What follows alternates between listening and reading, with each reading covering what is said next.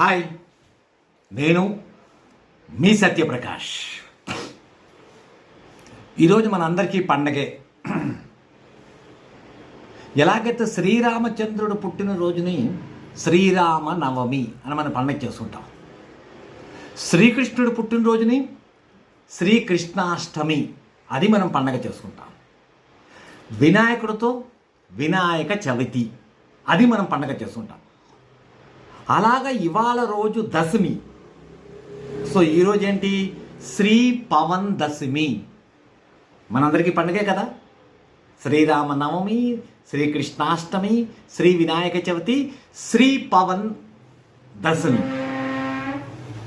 అద్భుతమైన రోజు.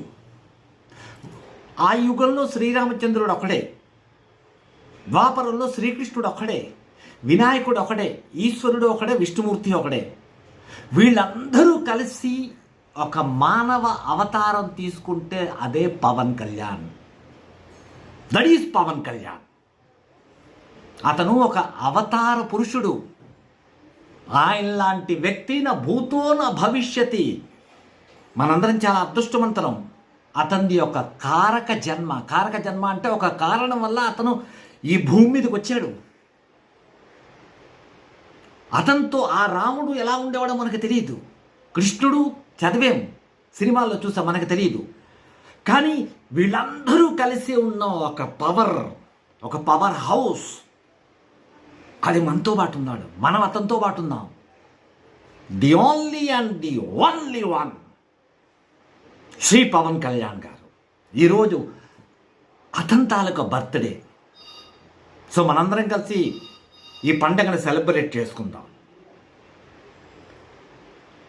అతని తాలూకు ఒక జన్మ మీరందరూ చూస్తూనే ఉంటారు.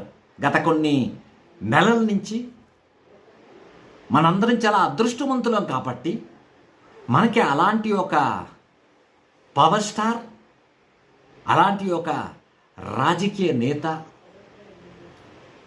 ఒక జనసేన తాలూకా అధిపతి, చక్రవర్తి, మహారాజు, ఏదైనా అనొచ్చు. అతన్ని ఎంతన్నా కూడా తక్కువే.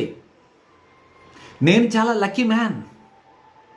మీరందరూ అతన్ని స్క్రీన్ల మీద చూస్తున్నారు, టీవీలో చూస్తున్నారు, కానీ నేను ప్రత్యక్షంగా అతనితో పాటు యాక్టింగ్ చేశాను. దట్టు ఇప్పుడు ఒక పెద్ద సినిమా ఓజీ అన్నది ఈ నెలే రిలీజ్ అనుకుంటున్నాను. సో ఈ జన్మకి నాకు చాలు. ఒక మనిషి జన్మ ఎత్తాను, ఒక యాక్టర్ని అయ్యాను,